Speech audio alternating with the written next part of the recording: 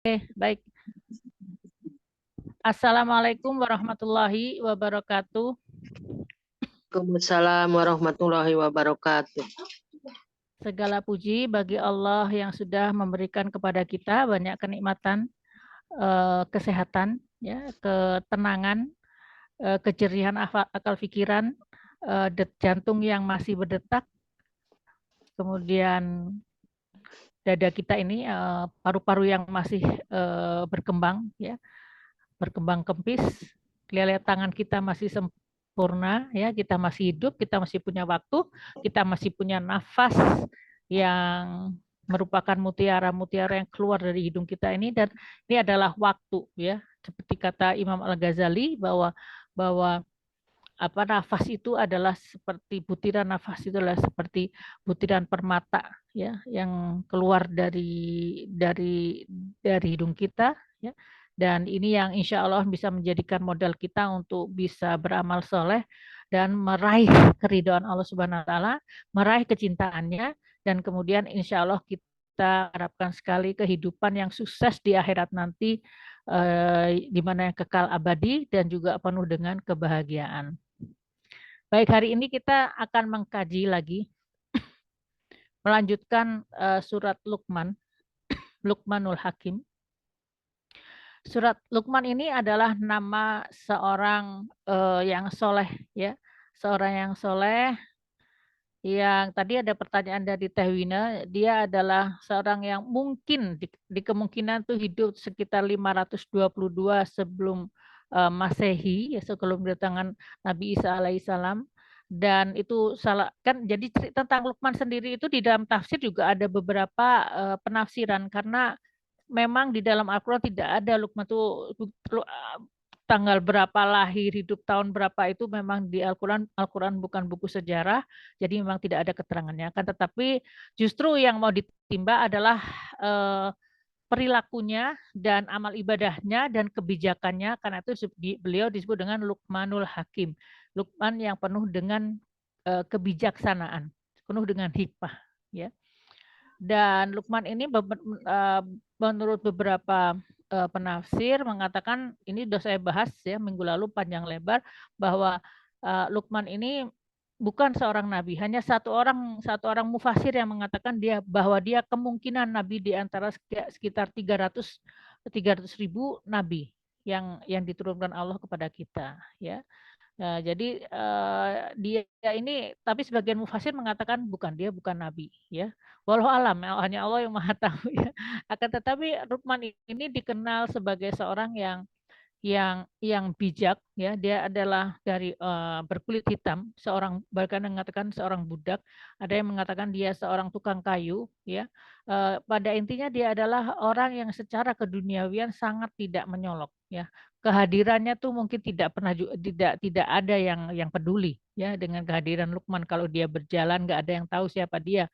Akan tetapi ternyata beliau ini namanya diabadikan di dalam Quran, dan saya yakin beliau ini adalah orang yang terkenal, ya, di di Lauhul Mahfudz, terkenal, ya, di antara kalangan para malaikat yang menjunjung ars juga terkenal, ya. Jadi memang ada orang-orang yang di muka bumi itu nggak terkenal, tapi di sana tuh terkenal sekali, ya, terkenal karena amal-amal solehnya, karena zikirnya, karena kebijakannya. Dan ini ada, kalau kalau mungkin di zaman itu, di zaman Luqman itu hidup, Luqman itu bahasa kitanya mah viral gitu, ya, di kalangan para malaikat, ya. Viral di kalangan para malaikat dan tidak viral di kalangan manusia, ya. Tapi Allah menjadikannya terkenal justru setelah 500 tahun, mungkin lebih, ya. Rasul 500, 600, sekitar 1100 tahun kemudian, ya, dengan disebutkan nama Luqman di dalam surat Luqman ini, gitu. Masya Allah, ya. Baik, kita akan membahas lebih lanjut tentang Luqman ini, ya. Kita kemarin ya sampai 3 ayat juga belum selesai, saya akan mengulangi lagi. Kita mulai dengan bacaan basmalah. Bismillahirrahmanirrahim. Baik. A'udzu billahi minasyaitonir rajim. Bismillahirrahmanirrahim. Alif lam mim. Tilka ayatul kitabil hakim, ya. Dimulai dengan alif lam mim yang sama dengan surat apa? Ada yang tahu dia surat apa yang dimulai dengan alif lam mim? Baqarah. Al-Baqarah. Ya, jadi oh iya ini sama dengan surat Al-Baqarah. Kemudian selalu setelah ada huruf-huruf hijaiyah seperti ini, kemudian akan disebutkan tentang ayat-ayat kebesaran daripada Al-Qur'an, ya. Tilka ayatul kitabil hakim. Ya, sungguh ayat-ayat ini ya ayat-ayat ini adalah ayat yang ayat-ayat dari kitab ini atau Al-Qur'an ini adalah Al-Hakim yang penuh dengan hikmah ya. Hikmah dan kita kemarin ada yang kita pelajari ya tentang kata hakim ya. Kata hakim kita pelajari minggu yang lalu. Coba ada yang bisa menjawab apakah arti kata hakim? Boleh dimasuk ke chat atau boleh langsung menjawab, silahkan. Menghalangi. Ya, menghalangi sesuatu yang akan menjadi mudorot ya.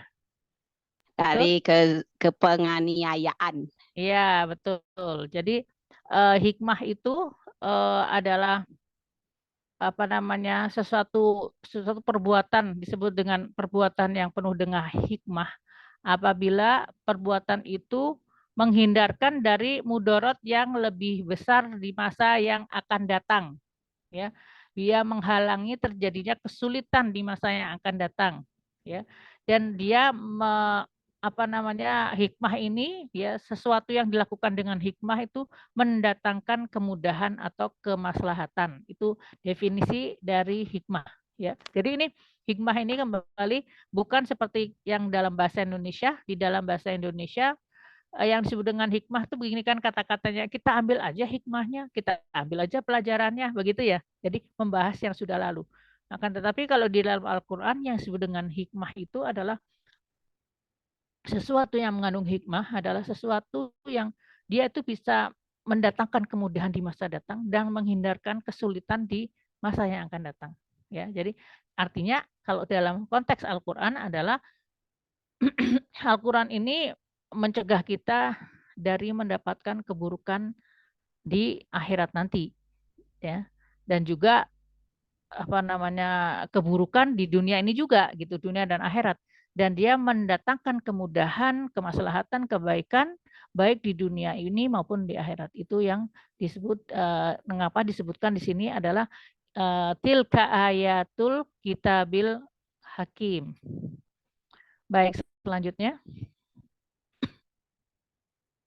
ya huda wa rahmatal lil muhsinin ya. Kemarin kita panjang lebar membahas ini bahwa Al-Qur'an itu adalah menjadi satu petunjuk bagi manusia ya, khususnya lil muhsinin bagi orang-orang yang muhsin atau orang yang berbuat kebaikan ya.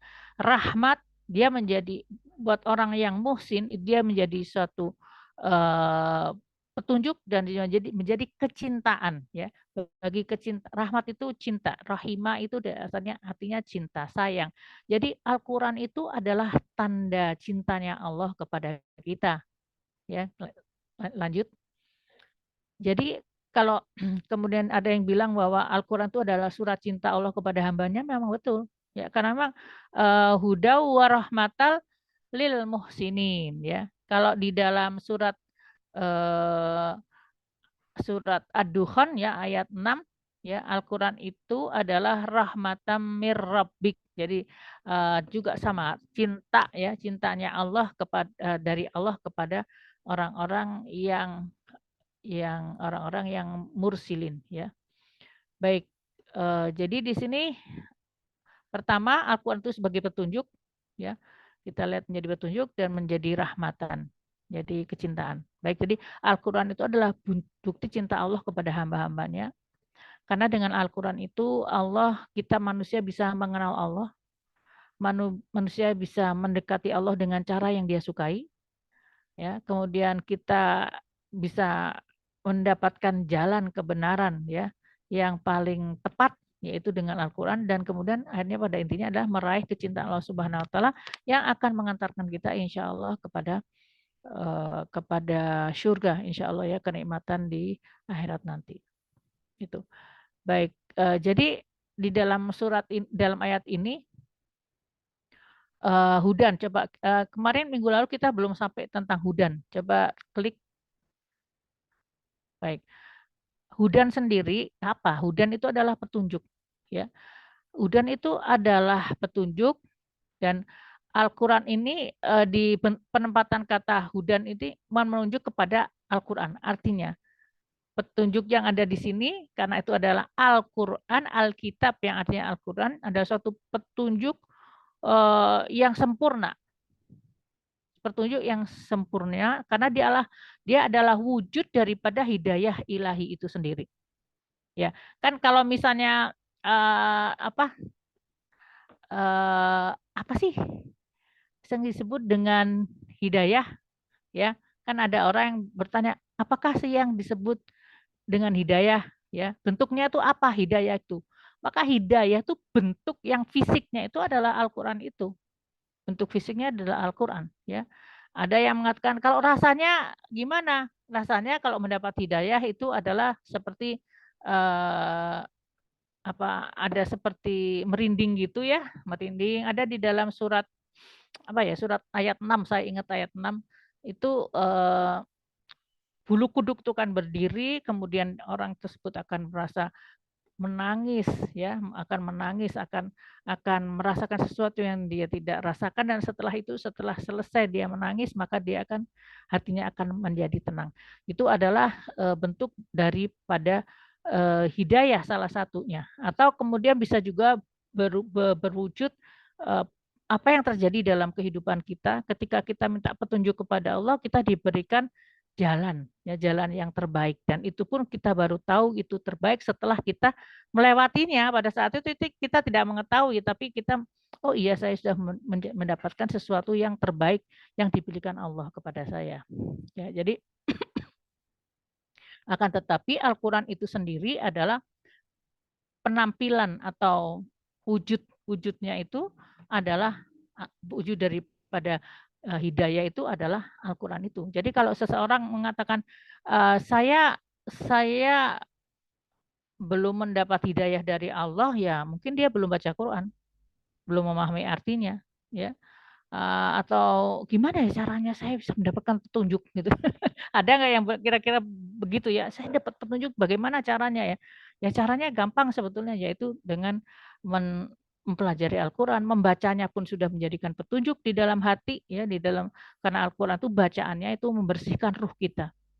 Nah, kemudian nanti untuk yang kejadian yang sehari-harinya itu akan dibimbing oleh Allah Subhanahu wa taala, nanti akan bisa disadari ketika waktu sudah berjalan, kita mendapatkan, oh iya ya kemarin saya kan minta ya, oh iya saya kemarin istikharah ya, ternyata saya mendapatkan suami yang paling tepat buat saya. Oh iya kemarin waktu itu saya juga minta petunjuk tentang pekerjaan mana yang harus saya pilih, dan ternyata ini adalah pekerjaan terbaik yang Allah berikan. Nah, itu baru diketahui setelah kejadian, ya. Itu yang pertama, makna hudan yang pertama itu adalah Al-Quran itu adalah penampilan dari hidayah Allah Subhanahu wa taala. Jadi kalau misalnya kita ingin tahu apa itu hidayah, yaitu Al-Quran itu adalah bentuk daripada hidayah dari Allah, ya. Selanjutnya kata hudan sendiri itu adalah bentuk masdar atau kata benda. Artinya di dalamnya tidak mengandung informasi terkait waktu. Jadi tidak ada waktu.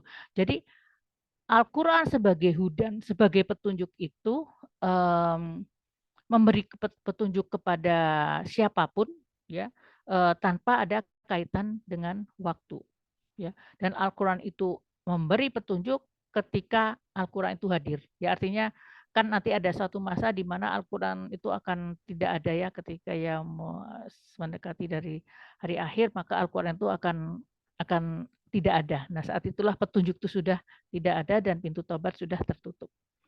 Begitu, itulah arti daripada hudan itu sendiri. Ya, selanjutnya kita lihat ke atas. Kalau ada yang mau bertanya, berkomentar, silakan ya masuk ke kolom chat. Baik, selanjutnya yang sebelumnya teh. Ya, jadi hudan wa rahmah. Jadi Al-Qur'an itu teh. Halo. Belum. Saya minta yang sebelumnya malahan.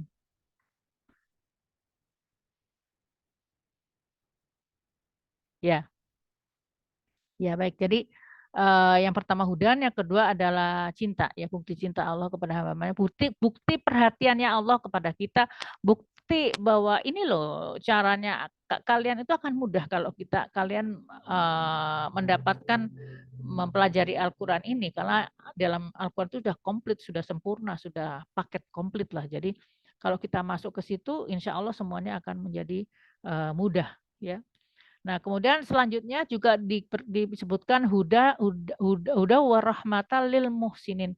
Apakah muhsinin? Ya, muhsinin itu kalau di dalam ini kan mirip dengan ayat Al-Qur'an ya, surat Al-Baqarah ya. Al-Baqarah kan coba tes ini Al-Baqarah. Alif Alif lam. lam mim.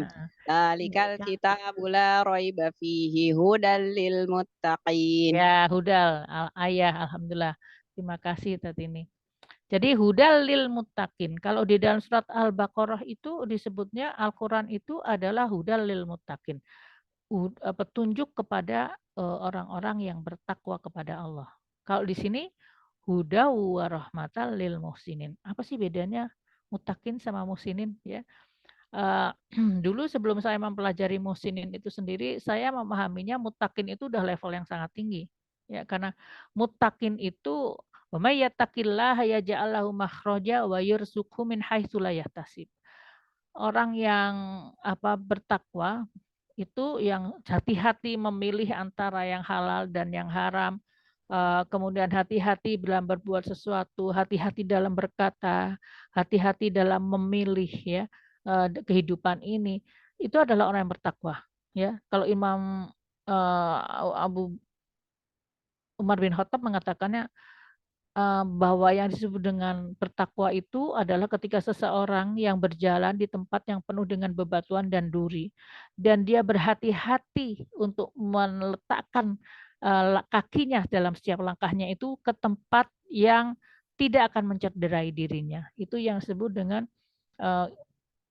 menurut Umar bin Khattab itu adalah permisalan daripada takwa gitu.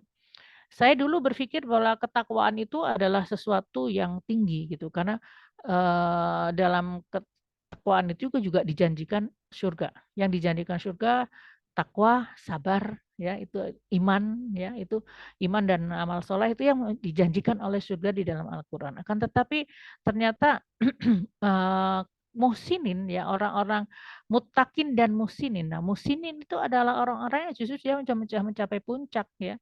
Karena kata muhsin itu asal katanya itu hasuna, asal katanya hasuna bagus, hasinun itu artinya orang yang bagus ya. Dan muhsin adalah yang menjadi bagus.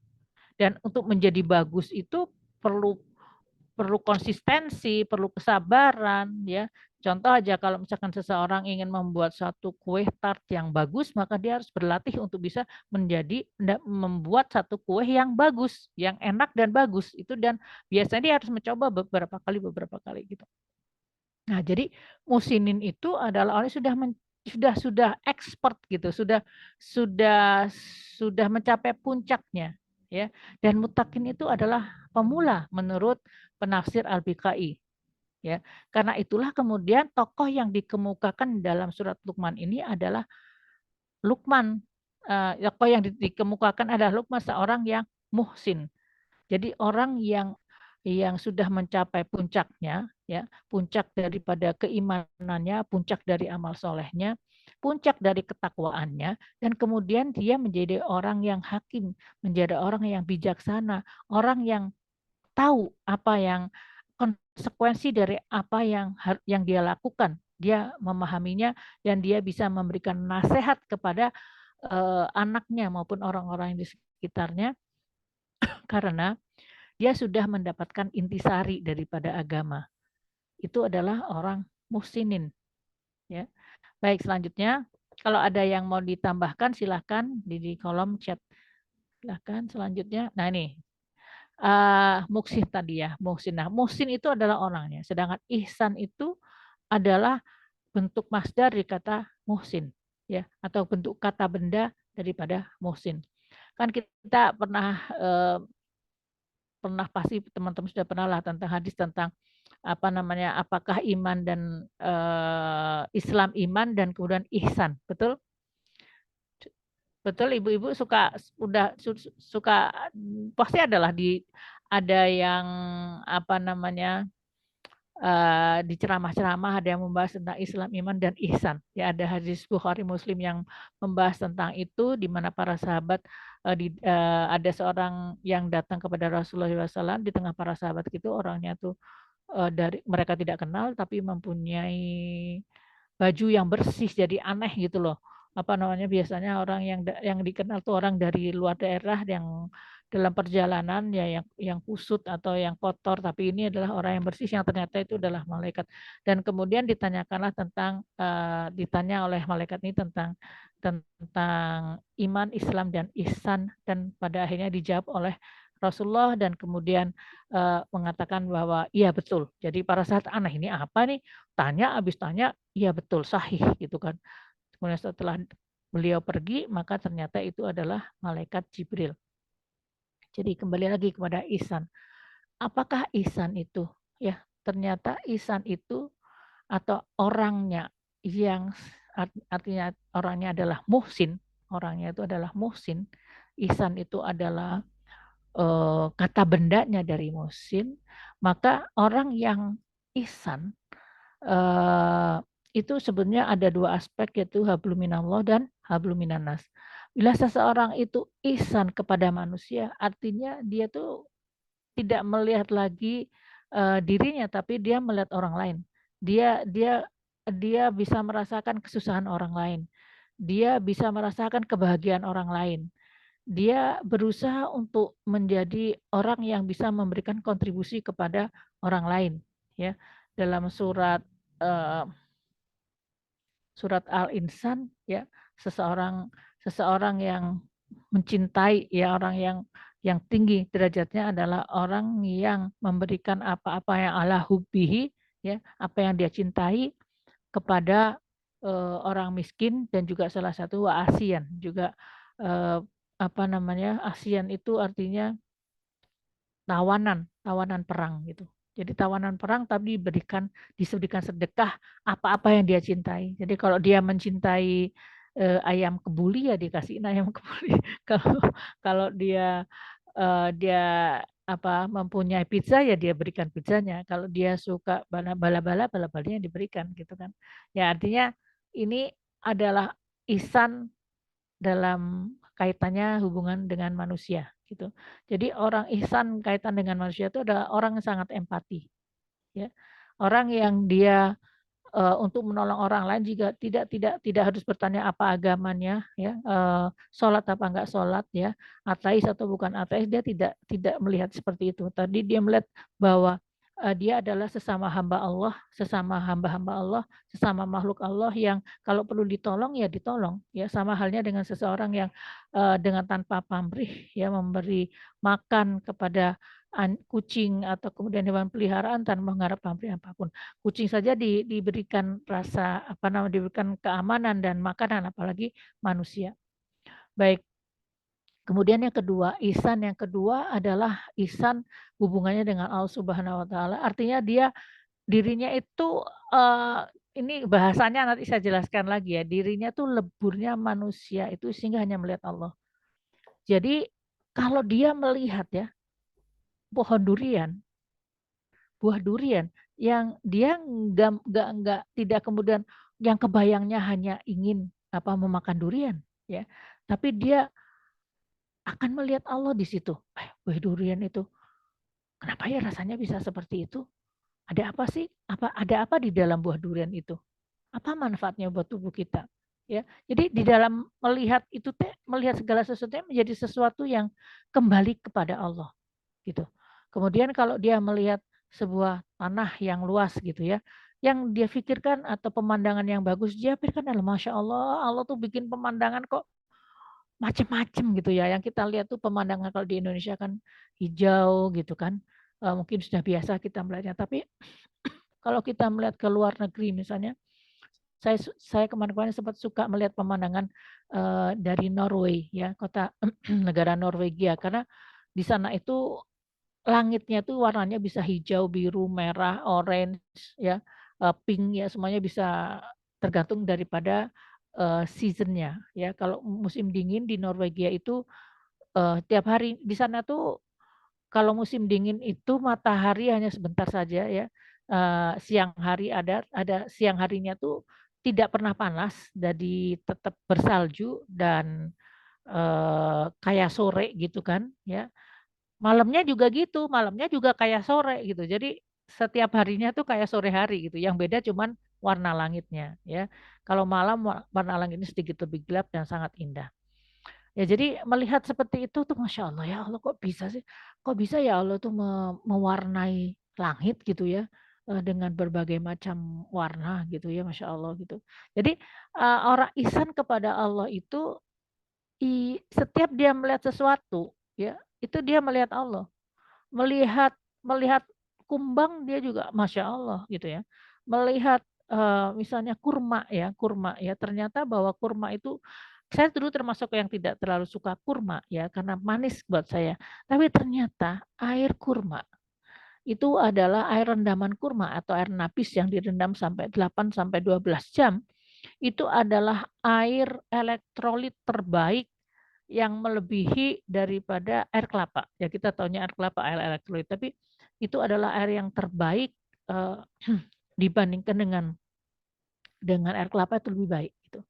Dan apa namanya, apa sih gunanya elektrolit dalam tubuh? Ternyata manusia ini sangat butuh elektrolit. Elektrolit itu ada di dalam darah kita, jadi sekitar 70% kita adalah harusnya berisi elektrolit yang baik.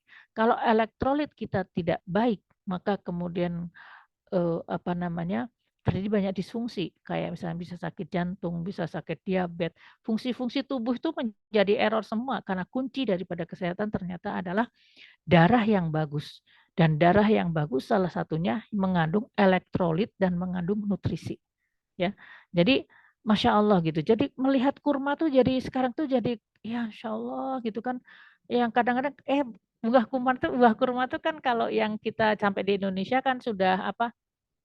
Sudah jadi kayak manisan gitu ya. Maksudnya sudah bentuknya jelek, kadang udah nggak utuh lagi gitu kan. Tetapi melihat betapa manfaatnya kurma itu kepada manusia, kepada tubuh kita, maka Masya Allah, Alhamdulillah, Masya Allah, Allah itu sudah menyediakan apa yang terbaik buat kita supaya kita bisa sehat. Semuanya ada dan kalaupun misalkan tidak ada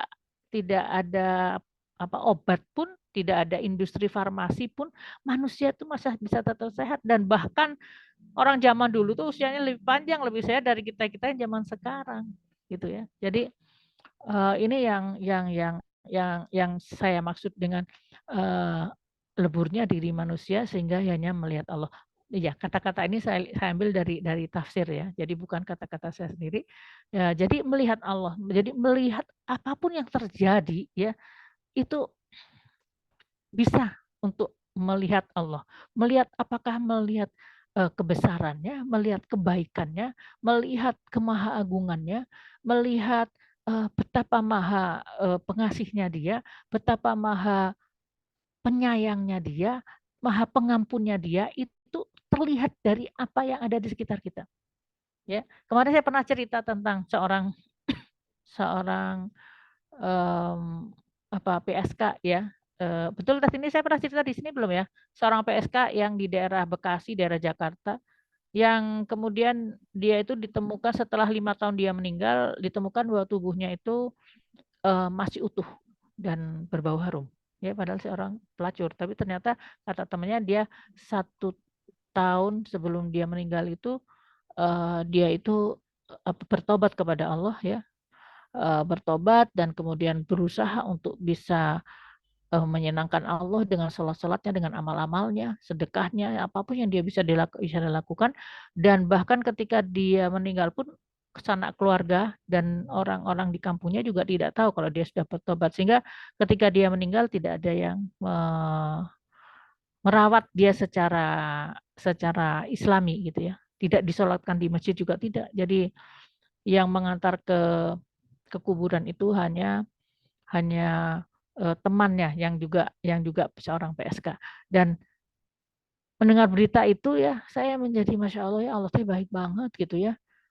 Manusia aja tidak ada yang mau menyolati dia, tidak ada yang mau menghormati jenazahnya gitu. Tapi Allah membukakan setelah 5 tahun ketika di daerah itu harus dibuka ya untuk dibuatkan jalan tol, dan kemudian ditemukan makam itu, dan ketika makam itu oleh kapal keruk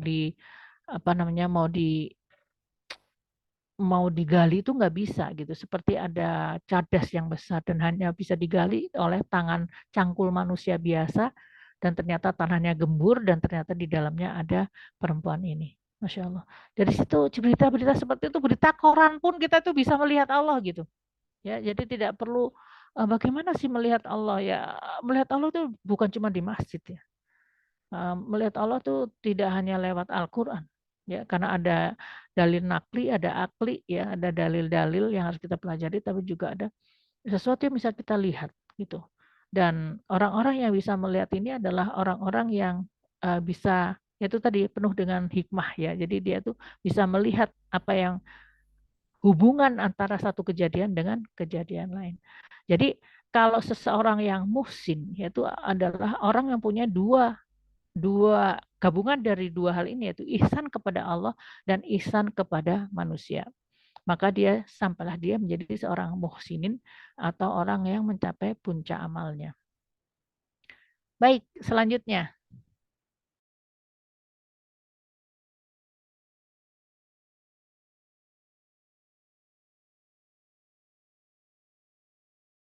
Baik, yang keempat itu adalah A'udzubillahi minasyaitonirrajim. Alladzina yuqimunas sholata wa yu'tunaz zakata wa hum bil akhirati hum yuqinun. Ya, jadi ini alladzina. Jadi ini kembali kepada ayat yang sebelumnya adalah muhsinin.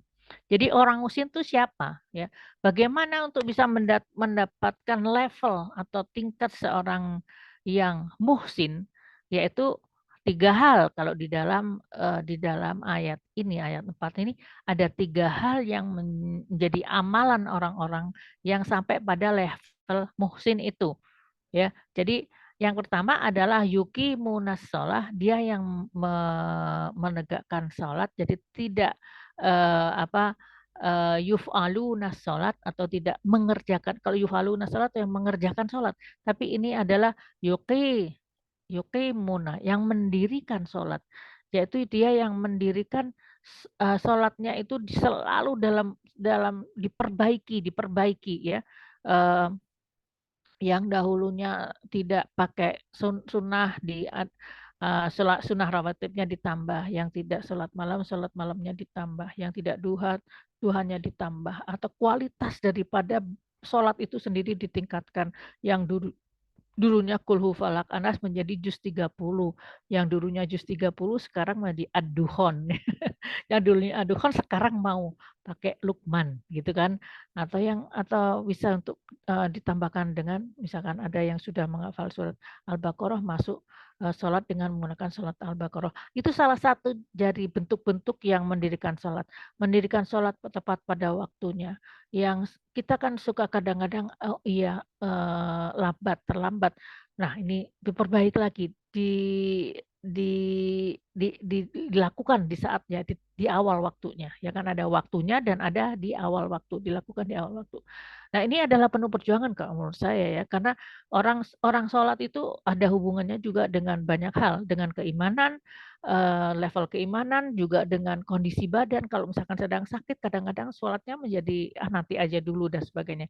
Jadi memang yuki munasolah itu menggunakan fi'il mudhari, artinya bahwa ini adalah suatu proses yang dilakukan mulai dari sekarang sampai nanti, ya satu perjuangan ya. Kemudian wayutu zakah, yaitu orang-orang yang mengeluarkan zakatnya. Yutu itu asal katanya adalah ata. Ata itu artinya datang. Jadi orang yang mengeluarkan zakatnya dalam arti dia yang mendatangi fakir miskin, atau dia yang mendatangi misalnya disalurkan mendatangi tempat ibadah untuk menyalurkan zakatnya. Jadi orang yang apa namanya, yu'tunas zakat itu, kalau kita lihat ada orang-orang yang memanggil orang untuk datang ke rumahnya, kemudian dibagikan zakat, dilempar-lempar, bahkan sampai ada yang, luka atau meninggal karena berebut itu bukan yu'tunas zakah. Karena yu'tunas zakah itu artinya yang bersangkutan itu datang untuk memberikan zakatnya. Wahum bil nah ini juga ada ininya nih, masalah zakat ini yang perlu digarisbawahi adalah, kalau buat teman ya yang rezekinya biasa-biasa aja mungkin, mengeluarkan zakat itu bukan sesuatu yang besar ya, beberapa ratus ribu gitu misalnya gitu ya, nggak sampai sejuta itu ya mungkin, mudah. Tapi kalau hartanya banyak itu ya, hartanya banyak kemudian yang harus dikeluarkan zakatnya itu adalah ratusan juta gitu misalnya, itu kan berat. Ratusan juta, aduh saya harus ngeluarin 200 juta gitu zakatnya. Kalau 200 juta, aduh kan lumayan tuh kalau misalkan di apa namanya, dipakai untuk membuat mobil, dibeli mobil kemudian mobilnya direntalin jadi Grab car kan itu kan jadi pemasukan dan artinya, nanti aja dan sebagainya. Jadi kalau, menunaikan zakat itu sendiri juga ada perjuangannya, ya. Kemudian yang ketiga ada wabil akhiratihum yukinun. Pada hari akhir itu yukinun, ya beriman, yakin kepada hari akhir. Ini yang sesuatu yang menurut saya ini adalah prakteknya. Prakteknya adalah sholat yang menunjukkan ke apa namanya, keinginan dia untuk mendekat kepada Allah dengan cara yang terbaik, kemudian yu'tunas zakah, dia memberikan yang terbaik bagi, orang sekitarnya yang memerlukan, yaitu dengan mengeluarkan zakatnya, dan kemudian di dalam hatinya itu adalah ada amalan ini.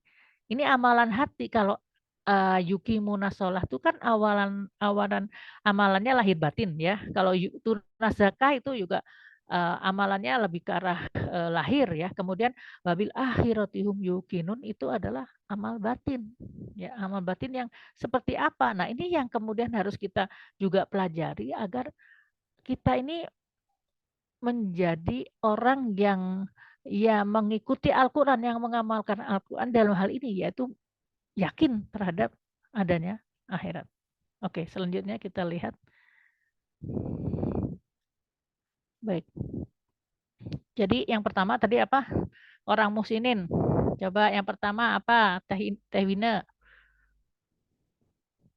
Teh Tini. Yang pertama untuk menjadi orang musinin adalah Yuqimuna shalah, ya mendirikan sholat. Yang kedua yu'tunaz zakah, mengeluarkan zakat. Yang ketiga wa hum bil akhirati hum yuqinun. ya kepada hari akhir itu yakin ya. Yakin ya. Jadi yakin ini yang seperti apa sih ya? Keyakinan ini terkait dengan hari akhir kan ya. Jadi terkait dengan hari akhir dan apa itu hari akhir? Mulai dari alam kubur, padang mahsyar, surga neraka ya. Dan mereka terhadap hari akhir tuh ya yakin banget gitu. Jadi maksudnya misalnya gini, saya saya menghafal Quran ini saya berjuang karena saya yakin gitu bahwa pada saat saya meninggal nanti ada yang menemani saya yaitu Al-Quran itu. Ketika meninggal itu sesuatu yang sangat menakutkan ya karena kita akan ditinggal oleh dunia kita, oleh keluarga kita. Kita ada di dalam tanah, kemudian di situ banyak cacing, kelambang, ular dan segala macamnya. Segala apa saja bisa datang dan kita akan tinggal di situ dengan mungkin ratusan tahun, mungkin jutaan tahun walau alam gitu ya. Dan kita akan sendirian.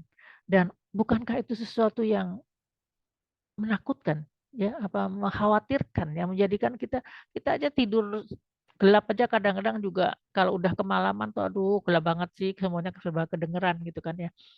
Ya jadi kemudian keyakinan bahwa apa yang saya lakukan itu untuk bekal saya nanti di alam kubur dan insya Allah sampai akhirat. Nah itulah disebut dengan keyakinan itu ya. Kemudian ada keyakinan tentang padang mahsyar ya bahwa oh iya kalau di padang mahsyar nanti itu uh, matahari dekat sekali dengan hanya 10 hasta, 10 hasta. Kemudian panas sekali, tidak ada naungan. Wah, saya coba menghafal Al-Quran, surat Al-Baqarah, kemudian surat yang kedua ya setelah Al-Baqarah. Surat apa tadi ini yang kedua? Kenapa saya jadi tell me sih tadi ini? Ayat Surat kedua, kedua Al-Baqarah, ketiga Al-Baqarah, ketiga Ali surat Imran. Ali Imran. Nah, barang siapa yang menghafal surat Al-Baqarah dan Ali Imran, maka akan diberikan naungan di padang mahsyar pada saat tidak ada lagi naungan, ya. Jadi ini yang menjadi semangat juga. Aduh, saya mau bangun itu naungan itu di mana yang nanti padang mahsyar itu ternyata kalau disebutkan dalam hadis-hadis itu sangat panjang ya, lama sekali ya, bosen ya, terus ngelihat orang-orang yang bermacam-macam ya kondisinya, dan setelah itu masuk pengadilan ya, dan ya Al-Quran itu insya Allah bisa menjadi bekal kita untuk menaikkan derajat kita dan derajat kita di surga. Jadi keyakinan seperti itulah yang menjadikan kita tuh tetap semangat gitu, semangat bahwa kita memang harus melakukan ini gitu untuk masa yang akan datang gitu loh. Jadi keyakinan itu yang ada di dalam hati itulah yang harus tetap kita jaga ya. Dan saya juga bersyukur dan berterima kasih dengan adanya komunitas ini. Karena meskipun secara lahiriah saya yang memberikan materi dalam forum ini, tapi sebetulnya ini adalah salah satu cara. Jadi yang saya inginkan untuk kita mempunyai satu komunitas, sehingga di dalam komunitas itu ada watawasobil haki watawasobi sabar ya. Mungkin teteh-teteh tidak bisa, emang saya pernah ngasih ngasih nasihat apa sama Mbak Hani, saya nggak pernah ngasih nasihat sama Mbak Hani misalnya ada berkata begitu. Iya, tapi perbuatan perbuatan teteh-teteh dan ibu-ibu itu yang menjadikan saya menjadi lebih kuat. Ketika ada yang semangat gitu ya, semangat Al-Quran, wah senang. Ada yang semangat datang ke pengajian gitu kan, datang ke tausiah ini, ada semangat yang bertanya. Nah, itu semuanya itu semangat itu menular gitu loh. Jadi karena itulah kita harus memang ada di dalam suatu komunitas yang bisa mendukung kita untuk selalu bisa istiqomah. Tidak lepas daripada tujuan daripada amal-amal kita di dunia ini. Ya. Jadi intinya seseorang yang ya keyakinan itu kita lihat dalam yang ketiga ya, bab ketiga ini adalah keyakinan itu adalah sesuatu hal yang melihat yang akan datang itu ya, dan tidak tersentuh oleh keburaman, kekeruhan dan ataupun keraguan sepanjang waktu. Nah, itu yang harus kita jaga. Itulah istiqomah yang harus kita perjuangkan sampai akhir hayat kita nanti. Selanjutnya, kita berapa menit lagi nih? Waduh, 5 menit lagi. Selanjutnya, ya, arti kata yukinun nih saya uh, arti kata yukinun ya. Tadi kan kita ayat ini membahas tentang wabil akhiratihum yukinun. Keyakinan itu kata yukinun itu sendiri ya adalah fi'il mudhari ya. Bagi yang udah belajar bahasa Arab, ini adalah fi'il mudhari. Ini yang mengandung mantuk kesinambungan. Kata yukinun itu artinya yakin tapi juga terus-menerus berkesinambungan, dan keyakinan itu yang didapatkan adalah, nah ini kan konstan tanpa diselingi oleh keraguan. Nah ini kan sebetulnya sama dengan keyakinan dan keimanan itu kan sama, karena naik turun kan sesuai dengan keimanan kita kan. Akan tetapi yang targetnya itu adalah seperti ini ya. Dan al yakin adalah proses menuju keyakinan itu ya, proses menuju keyakinan yang menjadi puncak tadi yang tidak ada keraguan di dalamnya. Dan inilah yang menjadi menjadi perjuangan kita dalam kehidupan ini. Nah, kalau di dalam Al-Qur'an disebutkan tentang ilmul yakin, ada ainul yakin sama hakul yakin ya. Kalau ilmul yakin itu adalah keyakinan yang berdasarkan karena ilmu, karena ngaji, karena baca Quran, kemudian dia percaya bahwa itu ada akhirat itu ada, padang mahsyar itu ada, itu ada di dalam Al-Quran, maka itu saya yakin. Nah, itu adalah ilmu yakin. Jadi keyakinan yang dibangun oleh ilmu. Ini level yang pertama ya, maksudnya level yang pertama yang kita itu harus kita lakukan adalah mempelajari tentang hari akhir itu, dan di manakah ada ilmu tentang hari akhir. Coba, ada di mana ilmu tentang hari akhir? Ada bisa jawab? Ada di mana? Di Quran. Dia di Quran. Ilmu tentang hari akhir itu hanya ada di Al-Quran dan juga kitab-kitab sebelum Al-Quran, ya. Jadi kalau kita mau tahu tentang hari akhir ya harus lihat Quran. Nggak ada cara lain, atau belajar kepada orang lain, ya, kepada ustadz, ya, ada ceramah-ceramah itu belajar juga. Tapi artinya kita juga punya akses langsung kepada Al-Quran. Kemudian ainul yakin. Ainul yakin tuh, ain itu artinya mata. Dari keyakinan yang karena dia memang melihat. Nah, kembali kita melihat tadi kan kata Ihsan juga melihat itu tidak selalu harus dengan mata, ya. Contoh misalnya, siapa yang kemarin lagi terkenal itu Putri Aryani, ya, yang terkenal, dia ada di EGT itu. Nah, Ya, itu dia tuh ada kata-katanya yang dia bilang melihat dengan rasa. Wah, Masya Allah tuh buat saya tuh inspirasi, ya. Saya melihat kata-katanya, ini kata-kata anak muda tapi benar-benar Masya Allah, yang ujian tidak melihat, ya, tidak pernah melihat karena sejak kecil dia tidak melihat. Ini kan dia melihat dengan rasa. Coba kebayang nggak sih? Jadi dia itu kenapa makanya dibilang dia bisa kata orang-orang bilang kok dia gampang banget memasukkan rasa di dalam lagunya, karena dia tuh setiap hari-harinya tidak melihat dengan mata, tapi dia melihat dengan rasa. Dia bertemu orang, dia pasti juga akan bisa merasakan ini orang senang sama dia apa enggak, ini orang kaget apa enggak, ini orang heran apa enggak, ini orang kagum apa enggak, itu dia bisa tahu. Sama halnya dengan kita melihat dengan mata kita. Orang yang punya mata aja kadang-kadang nggak dipakai, ya, betul nggak? Tapi ada orang nggak punya mata tapi bisa melihat. Jadi yang disebut dengan, kembali lagi, ainul yakin itu ada menyaksikan Allah, ya, menyaksikan Allah Subhanahu Wa Taala, dan dia menjadi saksi, dia melihat dengan mata kepalanya terhadap manifestasi ketuhanannya Allah, gitu. Jadi dia melihat dengan apa yang ada di depan matanya ini, yang dia lihat itu, maka ini mirip dengan tadi, ya, yang Ihsan tadi. Jadi dia melihat sesuatu Allah itu dari kehidupan di dunia, misalnya melihat tanah yang bagus, ya, pemandangan bagus, dia melihat kepada Allah, bukan untuk bagaimana cara memiliki tanah itu, gitu. Dia melihat bunga yang bagus, dia memuji Allah terhadap keindahan bunga itu, bukan untuk mengambilnya, bukan untuk mencurinya atau mengambilnya. Itu kan mengambil itu kadang-kadang bunga kalau diambil, ya, umurnya pendek kan, padahal kalau udah ditangkainya dia menjadi lebih lama. Jadi dia melihat itu, ya, dia melihat itu, dan dia salah satu contohnya adalah masalah doa. Jadi kalau dia berdoa, ya, kemudian dia mulai melihat bahwa doanya dikabulkan oleh Allah. Oh iya, ya, saya ternyata sekarang saya menemukan pasangan yang terbaik yang Allah berikan itu setelah puluhan tahun. Oh, itu adalah wujud dari doa saya saat itu. Saya waktu itu hanya yakin saja, saya berdoa, ya. Tapi baru sekarang saya melihatnya, gitu. Nah, ini adalah level ini, ya. Jadi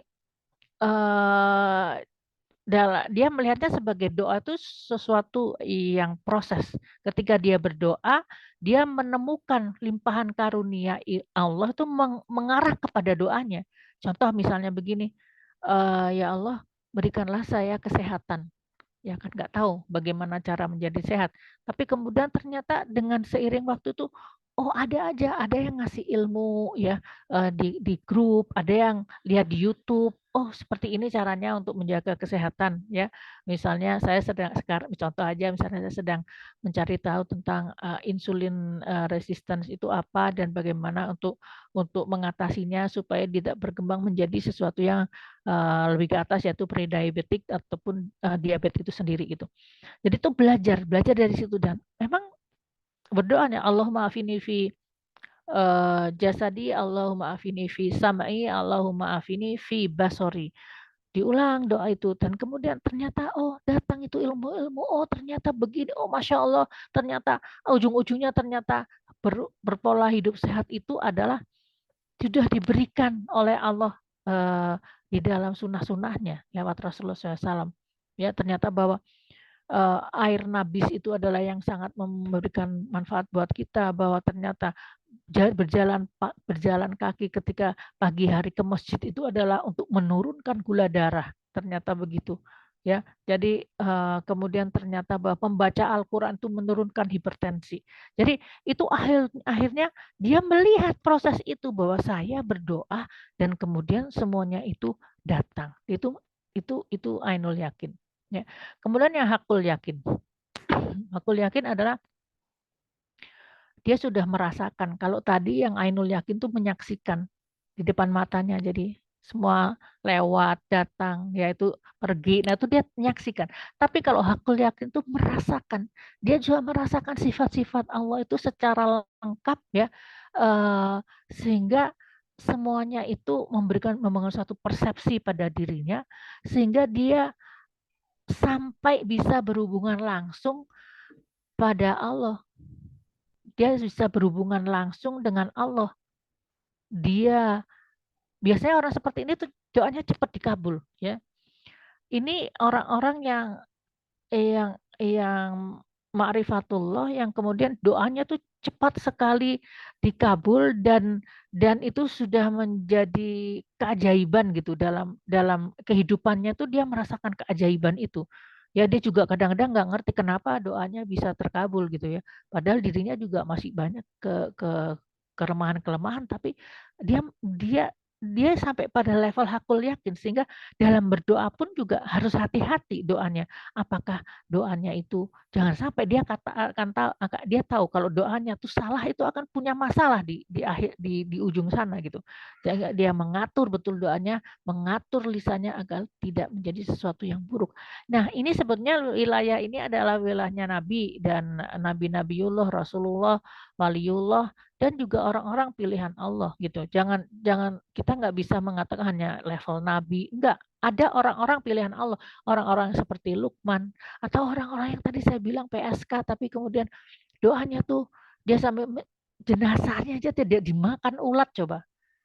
Ya, itu kan level apa dia itu? Yakinnya dia kepada Allah itu sampai level yang seperti apa, sehingga sampai Allah memerintahkan kepada tanah, kepada ulat, kepada rayap, kepada semut untuk tidak menyentuhnya sama sekali. Bahkan kain kafannya masih putih. 5 tahun. Masya Allah. Ya, jadi ini ke level hakul yakin ini yang memang sebetulnya harusnya menjadi satu target ya. Tentu saja target kita itu harus melalui sebuah proses. Oke, selanjutnya. Nah, untuk bisa mendapatkan itu kebaikan-kebaikan daripada amal-amalan soleh itu, seorang muhsinin itu pasti dia istiqomah. Istiqomah tuh bahasa Indonesia konsisten ya. Kalau istiqomah tuh bahasa agama ya. Istiqomah asal katanya qoma, mendirikan. Jadi istiqomah itu adalah melakukan proses ya yang mendirikan atau konsisten terhadap apa yang mau dituju itu ya. Sedangkan konsistensi itu adalah bahasa Indonesia ya. Jadi yang disebut dengan konsisten itu atau istiqomah itu mutlak ya, perlu untuk bisa membuahkan sesuatu. Supaya bisa berbuah apa amalan kita tuh harus istiqomah. Kalau seseorang ingin kalau orang ingin kulitnya mulus ya, kulitnya itu mulus sampai kalau ada lalat tuh kepleset gitu kan ya, karena saking halusnya kulitnya. Itu kan harus konsisten, itu kan harus rajin cuci muka, bersihin muka tiap hari, kemudian rajin pakai masker, rajin ada lagi sampai ada yang rajin ke salon gitu kan. Itu rajin, jadi seminggu sekali ke salon, setiap hari harus dibersihkan mukanya, kemudian malamnya diberikan apa tuh, night cream atau apa. Itu semua kan harus konsisten. Kalau nggak konsisten nggak kelihatan cantiknya. Nah, jadi konsisten itu perlu supaya bisa mendapatkan hasil daripada yang kita inginkan. ya. Kalau misalnya seseorang ya, renungan aja ya, ada seseorang yang menjadi profesor ya, menjadi guru besar gitu. Berapa tahun dia belajar SD, SMP, SMA, 1, S2, S3. Setelah itu dari S3 pun dia menjadi dosen, kemudian dia mengajar, dia tetap harus juga membuat jurnal-jurnal, dia harus tetap belajar sampai akhirnya dia setelah sekian puluh tahun dia menjadi seorang profesor. Itu artinya kan buah dari konsistensi dia belajar ilmu yang dia pelajari. Orang yang sukses dalam usahanya adalah pasti orang yang konsisten berusaha. Kalau ada jatuhnya itu pasti dia bangun lagi.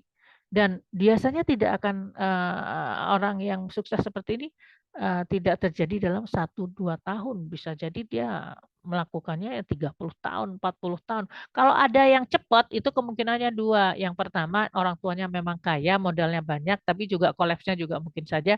Atau yang kemudian kedua ya dia main curang gitu. Nah, tapi kalau pada intinya seseorang yang sukses sampai pada kurun waktu misalkan di usia 50, 60 bisnisnya masih jalan terus itu adalah pasti orang yang konsisten dan pantang menyerah. Orang yang sehat itu adalah orang yang konsisten dalam menjaga asupan makanannya, dia rajin berolahraga, dia rajin berpuasa, dia rajin untuk menjaga dirinya. Itu semuanya hasilnya itu adalah menjadi orang yang sehat di masa tua.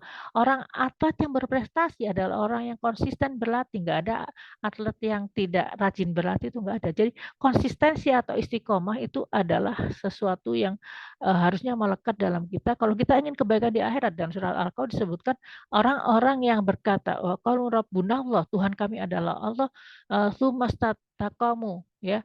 Kemudian mereka beristiqomah, maka la khaufun alaihim wa lahum yahzanun. Jadi setelah kita menyaksikan bahwa Allah adalah zat yang harus satu-satunya yang kita sembah, setelah itu tetap harus istiqomah sampai akhir hayat, ya. Jadi istiqomah ini adalah sesuatu yang harus diperjuangkan. Ya, jadi kalau ingin mendapatkan kehidupan yang lebih baik di akhirat nanti, ya tentu saja kita harus tetap istiqomah, ya, supaya kita bisa mendapatkan kebaikan nanti di akhirat. Baik, sebagai untuk menutup dari sesi kita hari ini, saya ingin teman-teman juga berbagi tentang konsistensi apa yang sedang diperjuangkan oleh sahabat-sahabat sekarang ini. Silakan berbagi di kolom chat. Ya. Oke, Teh, ini udah selesai belum ya materinya ya? Belum ya? Ada ini ya? Oke, jadi penutup ya, penutup. Silakan berbagi di chat ya, yang tadi yang tentang konsistensi yang sedang kita perjuangkan ya. Ulaika ala hudam mir rabbihim wa ulaika humul muflihun. Mereka itu adalah orang-orang yang mendapat petunjuk dari Allah ya, dan mereka adalah orang-orang yang muflihun, orang-orang yang menang, orang-orang yang sukses. Baik, kita lihat apa artinya ini. Jadi kalau kita lihat tadi dalam ayat 3 sampai ayat 5 ini, bahwa ternyata orang yang muhsinin itu ya, nih pertama, orang muhsinin itu selalu dalam posisi yang tinggi berkat konsistensinya dalam menjalankan ibadah kepada Allah Subhanahu wa taala. Konsistensi itu penting sekali, kalau nggak ada konsistensi nggak akan dapat hasil ya. Kayak misalnya orang yang juga mau langsing. Nah, itu juga nggak bisa kalau misalkan langsing itu dalam 3 bulan langsing, nggak bisa, harus konsisten, mungkin 3 tahun, 4 tahun, dan polanya tuh harus pola kesehatannya harus dijaga sehingga dia bisa selalu dalam kondisi langsing dan sehat. Jadi konsistensi itu penting. Kemudian yang kedua bahwa eh, tadi kan ada ya ayat yang sebelum hudau warahmatal lil muhsinin ya. Jadi yang pertama orang muhsinin itu mendapatkan hidayah yang pertama hudau warahmatal lil muhsinin. Nah, kemudian dalam ayat ini ada hidayah yang kedua, hudan yang kedua, yaitu hudan sehingga mereka bisa terus istiqomah di jalan Allah dan tetap menapaki jenjang fisabilillah. Ya. Nah, kemudian disebutkan di sini bahwa al-muflihun, mereka itu orang-orang yang muflihun, yang sukses, yang beruntung ya. Beruntung. Sebetulnya asal kata muflihun itu adalah falaha. Falaha itu artinya kemenangan ya. Jadi orang yang menang dan beruntung Ya, artinya apa? Dengan beramal sedikit di dunia ini maka bisa mendapatkan kekekalan dan kenikmatan di surga yang tiada tara. Baik, mungkin itu yang bisa saya sampaikan untuk hari ini. Mungkin masih ada ayat selanjutnya, tapi nanti kita bahas saja di minggu depan, yaitu mulai dari ayat 6. Baik, silakan saya serahkan lagi sesinya kepada Teh Wine.